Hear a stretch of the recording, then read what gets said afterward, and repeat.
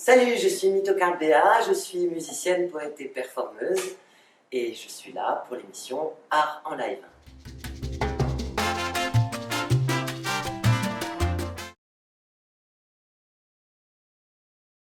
Alors Mitokarp Béa, c'est la première chose que j'ai inventée pour donner une autre dimension à mon être réaliste, parce que moi, Béa, je ne suis pas forcément quelqu'un d'intéressant, donc j'ai commencé par créer une espèce d'extension de moi-même qui serait Mitokarp, qui serait une espèce d'os imaginaire en suspension au-dessus de mon crâne et qui serait l'espace de toute mon imagination et de toute ma créativité.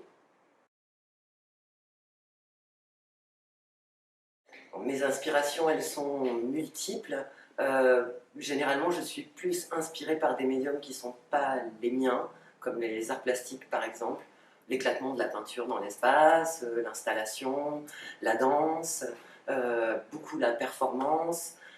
J'aime, après au niveau musical, moi j'ai commencé comme chanteuse et puis j'ai exploré de nombreux genres musicaux.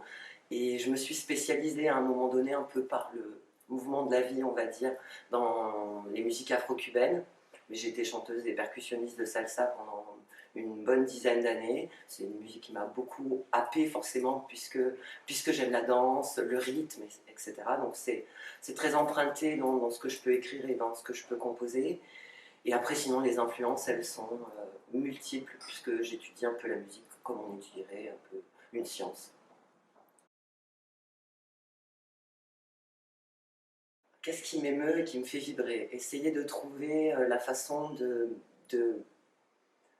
d'attraper le mot juste ou l'harmonie juste ou une pensée commune, un peu universelle dans ce que je fais,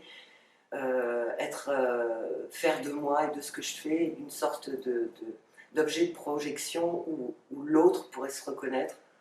J'aime beaucoup ce qui est sensible, intime, en tension, en détente, l'impression que je cherche toujours à faire en sorte que la personne qui écoute ce que je fais ait l'impression que c'est à elle que je m'adresse.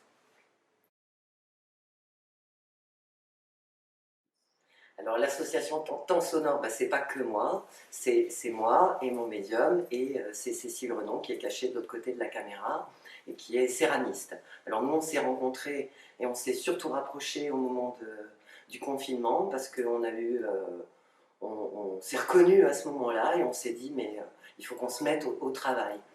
Donc on a développé deux axes dans cette association qui a pour but général de transmettre la culture et l'amour de la culture, mais de la pratique artistique et de la création. Donc on a une part qui est axée sur la pédagogie et la transmission, de la céramique, de la musique et de l'expression musicale d'une manière générale. Et puis une partie où on crée des personnages, puisque bon, bah, le spectacle vivant, il est empêché aujourd'hui d'exister. Moi, tout de suite, ça m'a remis en question par rapport à ça, en me disant, bon, bah, je vais libérer le spectacle vivant du format spectacle, et je ne vais garder que le personnage vivant pour partir en déambulation dans la rue. Donc nous, actuellement, on travaille sur la mise en forme, en relief, avec des tambours en céramique, on fait de la couture, on construit, et puis on fait apparaître des personnages qui, dès qu'on sera sorti de nos restrictions, vont être des personnages qui apparaissent vraiment au sens propre du terme, comme des apparitions dans la ville, d'un monstre avec un tambour énorme en forme d'estomac, couvert de peau de bête, d'une femme oiseau avec un bras qui est prolongé par des grandes ailes et qui se déplace comme une déesse, portant l'œuf du monde, l'œuf du nouveau monde, un rat intelligent qui cherche, ils se cherchent tous les trois dans la ville et qui se balade avec tout un assemblage de tambours qui est une sorte de machine temporelle. Donc voilà, l'idée c'est... Et puis on a aussi des personnages pour les plus petits, puisqu'on a un personnage pour les moins de 3 ans qui s'appelle Wilfried, qui est un nounours qui a débarqué du pays des nounours et qui vient partager la musique et la joie et la vie et l'amour des autres et du lien avec les enfants, où les enfants sont vraiment en interaction avec ce personnage-là, on fait ensemble. Et puis il y a Big Minus, qui est une petite fille qui a monté un orchestre avec sa bande de doudou et qui se plante là au milieu de l'espace et qui vient chanter sa vérité d'enfant pure à la face du monde. Et puis il y a la poésie pure avec une œuvre qui s'appelle Amel Beta, où c'est un éclatement d'écriture, où alors là on est en dehors des formats d'âge pour les enfants, puisqu'en fait, là je l'ai fait dans le désordre, mais en fait les personnages ils permettent de grandir avec des propositions artistiques qui vont permettre à un premier enfant de découvrir l'art et la sensibilité artistique à travers un personnage qui est fait pour eux, puis on passe à un autre, puis un autre, puis un autre, puis un autre, jusqu'à ce qu'on arrive dans l'espace immense de la poésie sonore.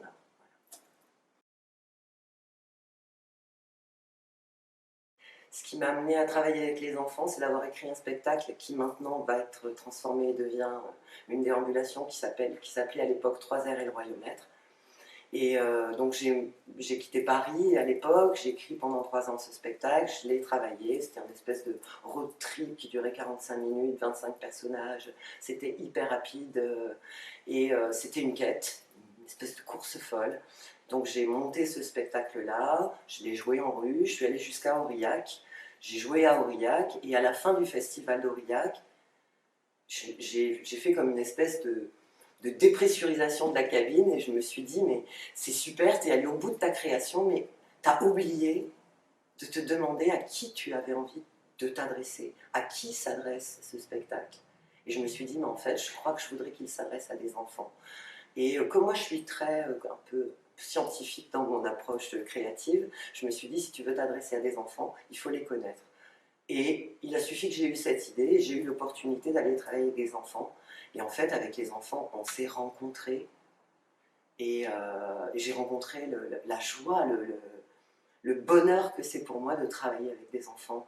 Parce qu'ils n'ont pas tous ces verrous et tout ce qui nous empêche, nous, en tant qu'adultes, d'être directement connectés dans le cœur. Ils aiment de tout leur cœur, ils dansent de toutes leurs jambes, ils parlent, ils disent ce qu'ils ont à dire, et il y a une espèce de vérité, de présence de vie qui est tellement puissante chez les enfants que ça m'a ravie, quoi. Ça m'a hyper épanouie, et j'ai eu envie de consacrer, moi qui ai fait des choses qui n'étaient pas destinées aux enfants jusqu'à maintenant, de me dire, il y a toute une partie de ma création que j'ai envie de tourner mon cœur vers eux, pleinement par moment, écouter ce que eux me disent, parce que tout ce que je fais, finalement, c'est eux qui me le donnent à un moment donné, en atelier, c'est eux qui me mettent sur la voie, c'est eux qui me donnent tout en fait. Voilà. Mon processus de création, il est en porosité tout le temps avec la réalité. La réalité, elle n'est jamais sur un seul plan pour moi.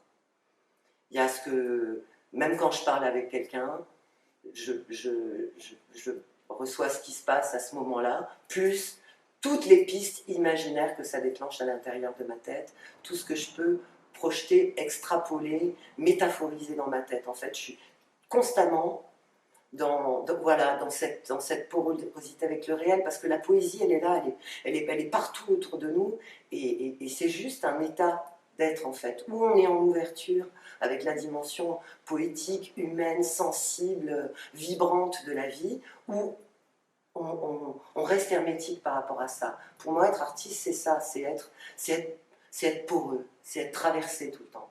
Donc en fait, j'ai pas besoin de chercher. Pour moi, la création, c'est juste une histoire d'espace-temps.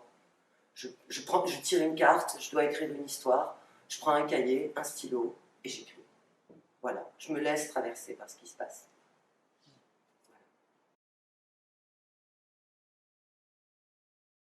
La rencontre, la confrontation à l'arrivée avec le public, même si c'est une appellation que j'aime pas tellement, parce que le public, c'est quelque chose qui ne veut pas dire grand-chose. Ce que j'aime, c'est la rencontre à travers une création. C'est-à-dire aller chercher à fabriquer quelque chose, un personnage, une chanson, une histoire, des objets, peu importe, et que ce soit l'objet d'une rencontre, comme un médium, un tunnel dans lequel on va rentrer pour se toucher, pour se rencontrer, pour éveiller quelque chose à l'intérieur de l'autre. Donc, c'est pas un aboutissement, c'est juste que sinon je suis complètement autiste, ce que j'ai pu être pendant des années, c'est-à-dire écrire, réécrire, faire, refaire. Ça, je peux le faire tout le temps, mais je suis en vie. Pour moi, l'aboutissement, c'est la représentation, ou la présentation, plutôt la proposition au public, c'est ce moment magique qui est complètement... qu'on ne peut pas... on ne peut pas le quantifier, on n'en sait rien. Hein. Si cette chanson, elle va toucher, elle va faire vibrer, si elle va parler, comment ça va se faire, comment ça va se passer. Mais il faut aller jusqu'au bout de ça, sinon on n'est pas avec le monde. Voilà. C'est être avec le monde. Mon actualité, elle est presque en temps réel, parce qu'avec le confinement, je me suis dit, mince, alors la vie s'arrête comme ça, et puis tout ce que je fais, tout ce que j'écris, ça reste coincé dans ma propre bulle. Alors j'ai eu un moment où j'étais un peu, je pense comme beaucoup de monde, déstabilisée, de me dire, comment je fais, moi, mon métier c'est d'être un personnage public, et puis d'un coup, il n'y a plus de public, donc qu'est-ce que je fais de ça? Et je me suis dit, bon, déjà, je ne vais pas laisser les enfants tout seuls, ils doivent avoir besoin de joie. Et j'ai commencé par dire, ok les enfants, je suis là, et je vais commencer à faire des vidéos sur Internet. Et tout ce que j'avais écrit depuis 3 ans, que je menais des ateliers, que j'inventais des histoires, que je composais des chansons, je me suis dit, je vais les mettre en ligne, je vais leur donner. Voilà. Et puis, ça crée une espèce de typologie de personnage, où Rana la grenouille, elle était vachement plus marrante pour te parler d'Eric Satie et de la musique, ou du piano de John Cage, et donc j'ai créé le personnage de Rana la grenouille, une espèce d'intellectuelle un peu délirante, comme ça, qui va donner le goût de s'intéresser à la musique classique pour les enfants ou à la musique contemporaine, etc. Et puis je me suis dit, bon, pour faire du rythme, je me suis dit, je vais prendre un de mes personnages qui est Greg le coq-bègue. Et alors lui, il joue du tambour parce qu'en fait, il n'est pas capable de parler correctement. Donc je me suis dit, ça va être plus sympa avec lui. Et comme ça, et puis Bouclette qui est tendre et si douce et si fragile, elle va proposer de la poésie. Et puis, hop, sont nées les rubriques. Comme ça. J'ai fait tout ça, puis au début c'était tout ça sur YouTube, et puis je me suis dit, moi je m'en fiche de YouTube, moi je ne travaille pas pour YouTube.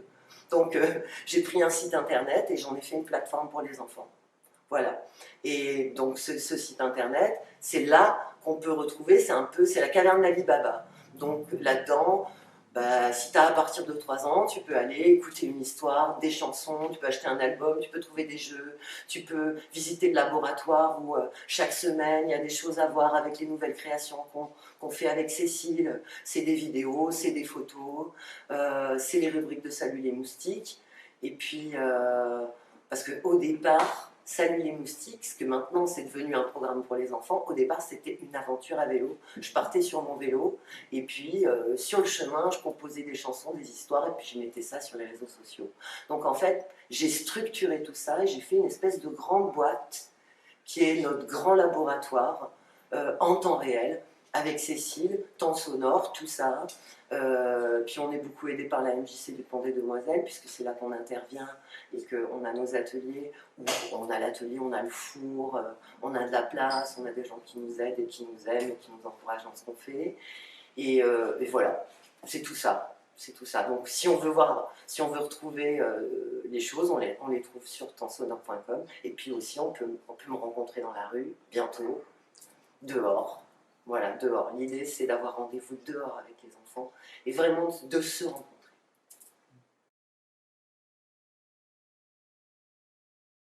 Et cet été, Salut les moustiques, bien sûr, c'est tous les étés Salut les moustiques, c'est une dizaine de jours, je ne sais pas encore où je m'en vais, je pars avec mon vélo jaune, une petite guitare sur le dos, mon vélo à gogo avec un petit tambourine, et puis un cahier, ou plusieurs, et puis des cartes, et puis des doudous, parce que moi j'aime beaucoup les doudous, et les enfants surtout aiment beaucoup les doudous. Et puis on s'en va, et puis on se suit pendant... C'est un programme qui marche bien et qui a la pêche.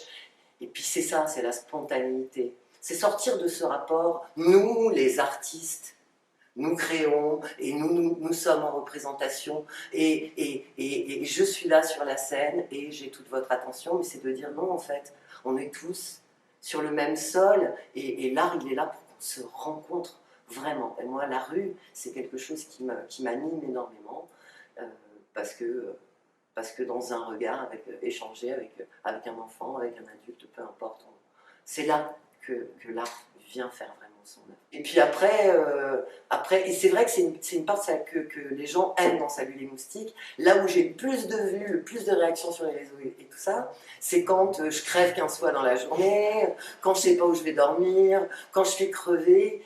Et puis c'est ça que j'ai envie de montrer aux enfants. J'ai envie de leur montrer, moi je ne fais jamais de vélo. Pour moi, le vélo n'est absolument pas un moyen de transport. Je ne prends mon vélo qu'une seule fois dans l'année et je fais 700 km avec. Donc j'ai mal aux fesses, je crève, je suis fatiguée, je me réveille, j'ai une tête de tétard et je suis humaine. C'est de dire, et surtout de le faire passer aux enfants. En fait, on a tous à l'intérieur de soi un espace créatif immense. Il suffit d'ouvrir, il suffit d'avoir confiance en soi. Et tu vas passer dans une écluse, tu vas rencontrer un gars qui est éclusier. Ce type, il est passionné de photos, il passe des heures allongé dans les champs à photographier des oiseaux que personne ne voit jamais parce qu'il faut y passer 4 heures. Et puis, il te file une bouteille d'eau et puis il prend soin de toi et puis tu payes rien finalement. Et ça, c'est super. Ou de passer à côté. Dans une église pareil, avec une nana qui construit des mobiles, qui fait naître des univers, ou faire quelques kilomètres avec quelqu'un, comme ça simplement, et échanger. Toi, t'en es où dans ta vie? Faire un bout de chemin ensemble, comme ça. C'est vraiment super. Et moi, ce que j'aime aussi dans le voyage comme ça, c'est, j'aime bien cette notion d'être ailleurs, nulle part, et d'être personne, en fait, d'être personne. C'est chouette d'être personne, dans un monde où tout le monde veut être quelqu'un.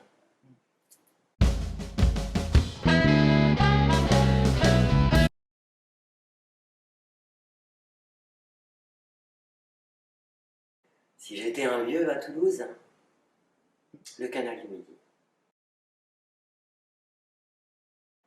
La nuit, parce que la nuit, ma pensée n'a pas de limite et tout le monde dort et c'est comme un grand secret dans lequel je plonge.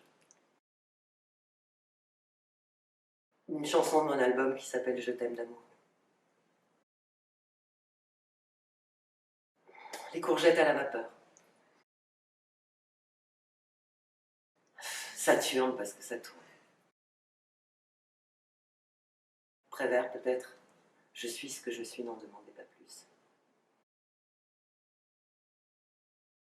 Je sais pas, parce que je travaille avec des enfants. Ah oui, tête de chaussette. Absolument. Ok, La marche. La marche. ça marche. Ouais, pas une position immobile en tout